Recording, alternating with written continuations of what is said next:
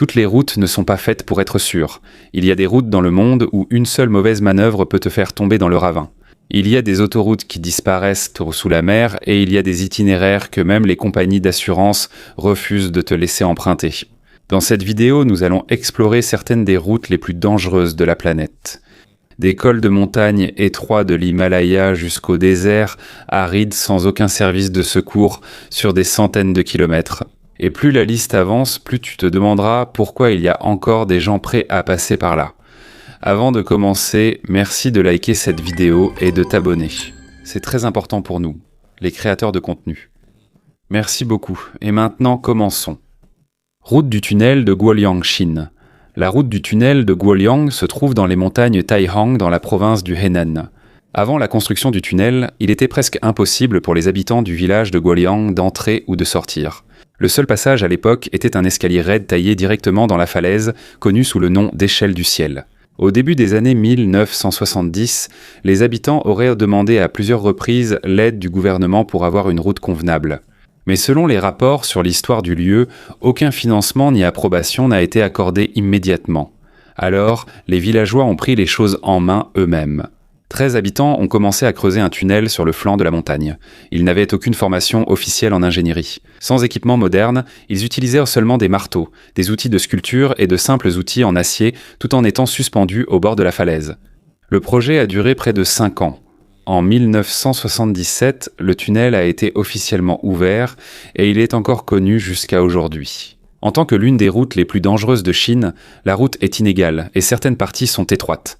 Il y a des virages sans visibilité où la visibilité est presque nulle. À côté du tunnel, de grands trous font office de fenêtres sur la montagne. Si un véhicule arrive en sens inverse dans la mauvaise partie du tunnel, il faut parfois reculer longtemps pour que les deux véhicules puissent passer. Mais malgré le danger, cela est aussi devenu un symbole de survie et de détermination pour tout le village. Si les habitants n'avaient pas construit ce tunnel, leur communauté aurait peut-être été totalement isolée du monde.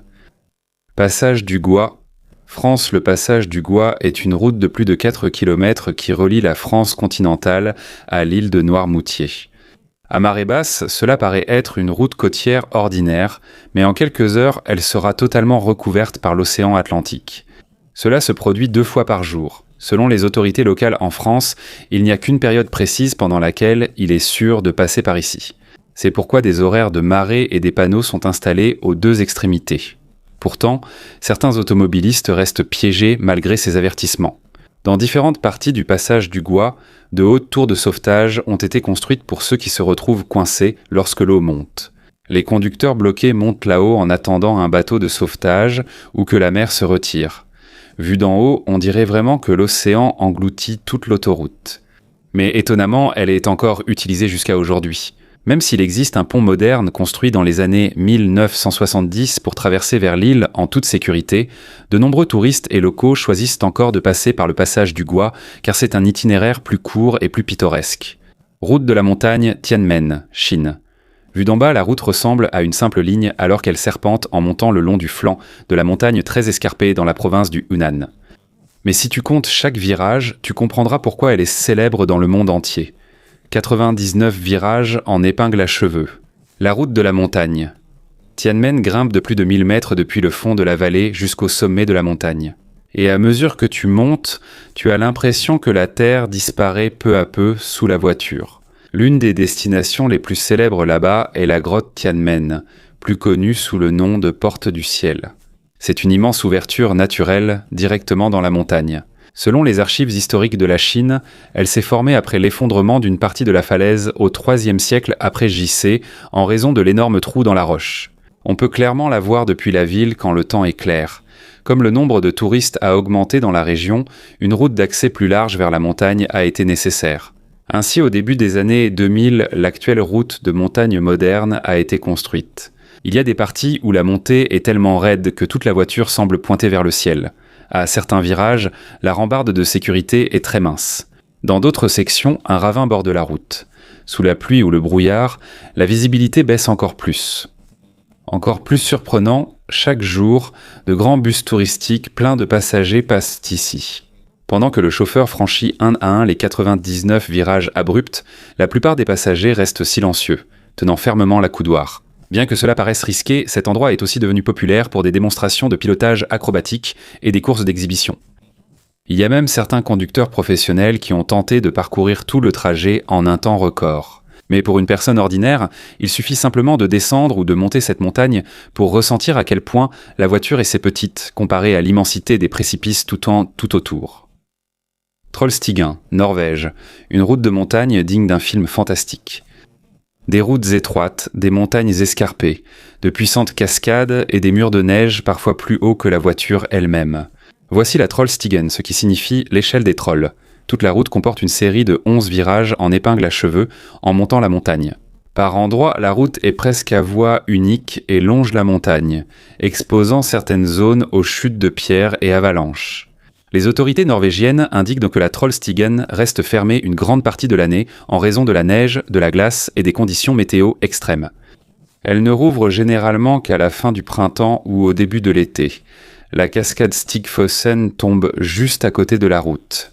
Lors de la fonte des neiges, le débit de l'eau est si fort que certaines zones de la route restent constamment mouillées et parfois le courant traverse directement la chaussée. En résumé, vous conduisez sur une route de montagne étroite bordée d'une cascade. La construction a débuté pendant la Grande Dépression. En Norvège, ce grand projet de travaux publics a utilisé dynamite et main-d'œuvre manuelle pour creuser la route sur le flanc de la montagne. En 1936, elle a été officiellement inaugurée.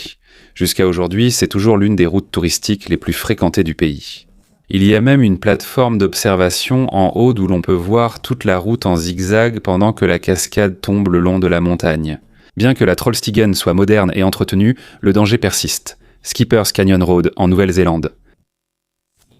En Nouvelle-Zélande, il y a une route que même les compagnies d'assurance refusent de couvrir. Ce n'est pas une route abandonnée, ni une route illégale, c'est même une destination touristique. Mais si tu emmènes ta voiture de location là-bas, il est possible que la couverture d'assurance soit automatiquement annulée. C'est la route de Skipper's Canyon. Elle se trouve près de Queenstown, sur l'île du sud de la Nouvelle-Zélande. C'est une route étroite en gravier. Elle est littéralement collée au bord de la falaise, suivant la gorge escarpée de la rivière Shotover. À la fin du XIXe siècle, lors de la ruée vers l'or, la route fut construite pour permettre aux mineurs d'accéder au camp minier du canyon. À l'époque, ils creusaient la route le long des parois rocheuses avec seulement des pelles, pioches et dynamite. Si tu croises un véhicule au mauvais endroit sur la route, il t'arrive parfois de devoir reculer sur des centaines de mètres, alors que la moitié de tes roues se trouve au bord du précipice. Et comme la surface est en gravier meuble, un seul mauvais coup de frein peut faire glisser le véhicule. Mais ce qui distingue le Skipper's Canyon des autres routes dangereuses du monde, ce n'est pas seulement la peur qui pose problème ici, mais aussi l'argent. Cette route est souvent exclue des assurances en raison du risque élevé.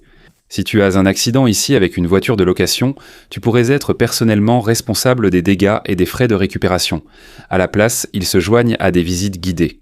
Ils utilisent des circuits spécialisés, des véhicules 4x4 et des chauffeurs locaux maîtrisant chaque virage du canyon.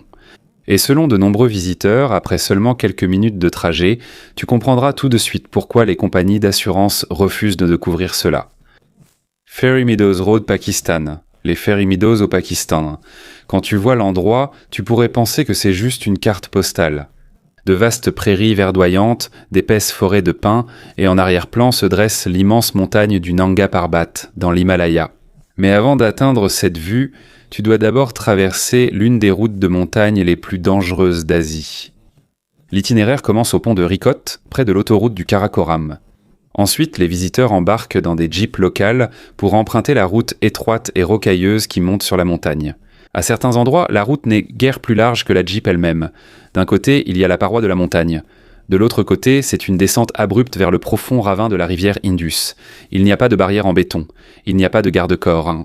La plupart du temps, seuls de la terre et des pierres sont sous les roues. Selon différents rapports sur le tourisme et la sécurité routière dans la région, seuls les conducteurs locaux sont généralement autorisés à circuler ici, car ils doivent bien connaître le terrain et les conditions de la montagne. Même expérimentés, les conducteurs roulent lentement et prudemment. Des glissements de terrain surviennent aussi souvent, surtout après la pluie ou la fonte des neiges. Et il arrive que les ouvriers dégagent manuellement les parties de la route ensevelies pour qu'elles soient à nouveau praticables. Dominant le paysage se dresse le Nanga Parbat, la 9e plus haute montagne de la Terre. Elle est également connue sous le surnom de Killer Mountain, en raison de sa difficulté extrême et du grand nombre d'accidents qui s'y sont produits dans l'histoire de l'alpinisme. En 2013, selon l'Associated Press et d'autres rapports internationaux, un groupe armé a attaqué un camp de base d'alpinisme dans la région du Nanga Parbat et a tué plusieurs alpinistes étrangers ainsi que des guides locaux. Donc dans cet endroit, ce n'est pas seulement la montagne qui représente un danger. Parfois, le simple fait d'y aller est déjà un défi de survie. Autoroute Kolyma, Russie. Dans la partie orientale de la Russie, il existe une autoroute qui n'est pas seulement redoutée à cause de la neige, de la boue ou du froid. Elle est célèbre car des personnes n'ont jamais regagné leur domicile après sa construction.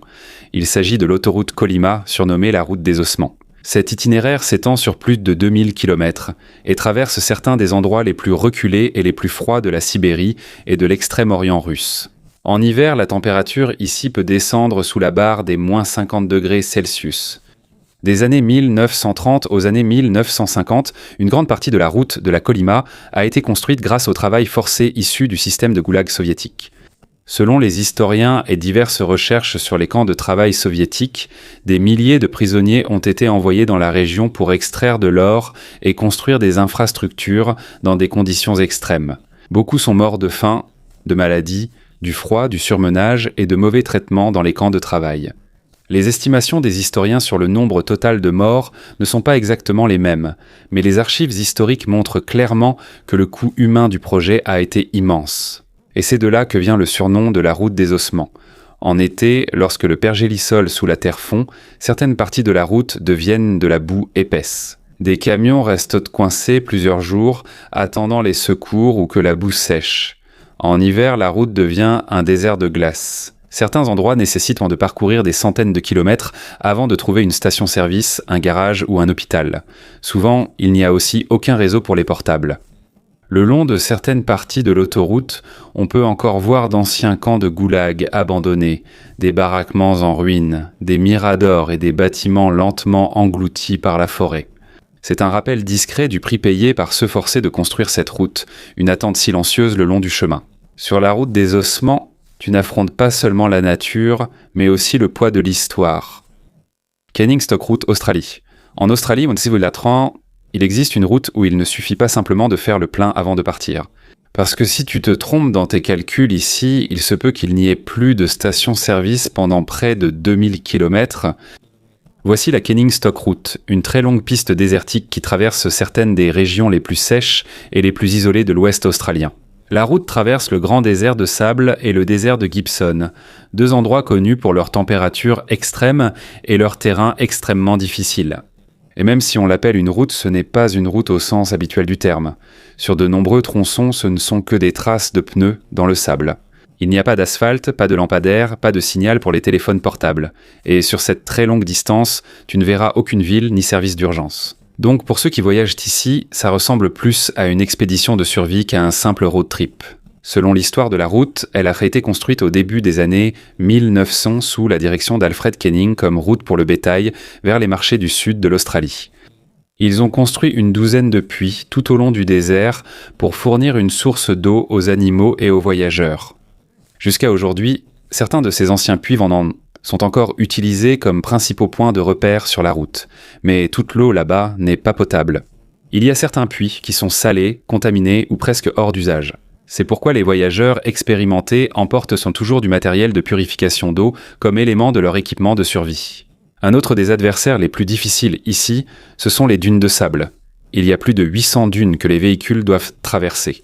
Dans d'autres parties, il faut réduire la pression des pneus pour éviter que les roues ne s'enfoncent en montant sur le sable mou. Et si tu restes coincé sous la chaleur de 45 degrés du désert australien, tu pourrais passer des heures à creuser sous le soleil, juste pour pouvoir repartir. Mais même avec toute cette préparation, la réalité reste claire sur la Canning Stock Route. Quand tu es au milieu du désert australien, peu importe à quel point ton véhicule est beau. Parce que dans cet endroit, c'est toujours la nature qui a le contrôle. Le bouchon du Darien entre le Panama et la Colombie. On le trouve entre le Panama et la Colombie. Sur la carte, cela paraît petit, mais c'est immense. Dans la vraie vie, c'est une combinaison de forêts tropicales denses, de marécages boueux, de montagnes escarpées, de rivières et d'un terrain extrêmement dangereux. Et pendant de nombreuses décennies, différents projets ont échoué à assurer la continuité de l'autoroute dans cette zone. Ce n'est pas seulement la difficulté de construire une route, c'est aussi l'opposition de la nature. Selon des études environnementales et des rapports sur la région, la forêt tropicale du Darien est l'un des écosystèmes les plus riches en biodiversité au monde. Elle abrite de nombreuses espèces sauvages et des communautés autochtones qui vivent dans la région depuis longtemps. C'est pourquoi l'idée de construire une autoroute permanente ici a longtemps été controversée en raison de la possible destruction de l'environnement et de l'impact sur la communauté locale. Mais en dehors de la nature, il y a une autre raison pour laquelle le Darien Gap est redouté, la criminalité armée. Des rapports internationaux et des avertissements gouvernementaux récents indiquent que certaines zones de la région servent depuis longtemps aux contrebandiers. Des tueurs, des trafiquants et des groupes armés profitent de la difficulté à contrôler la zone. Et ces dernières années, cela en a fait l'une des routes migratoires les plus dangereuses au monde. Selon les agences des Nations Unies et les groupes humanitaires, des personnes meurent sur cette route à cause de l'épuisement, de maladies, de noyades lors des traversées de rivières ou de violences dans la jungle. Et comme la région est vaste et dense, tous les disparus ne sont pas retrouvés. Dans les années 1970, il y a eu des tentatives pour soutenir la construction d'une route dans la région.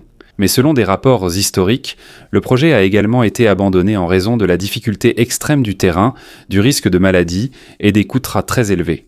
Jusqu'à présent, la panaméricaine reste interrompue dans cette partie, et c'est peut-être précisément la raison pour laquelle la forêt tropicale est toujours vivante.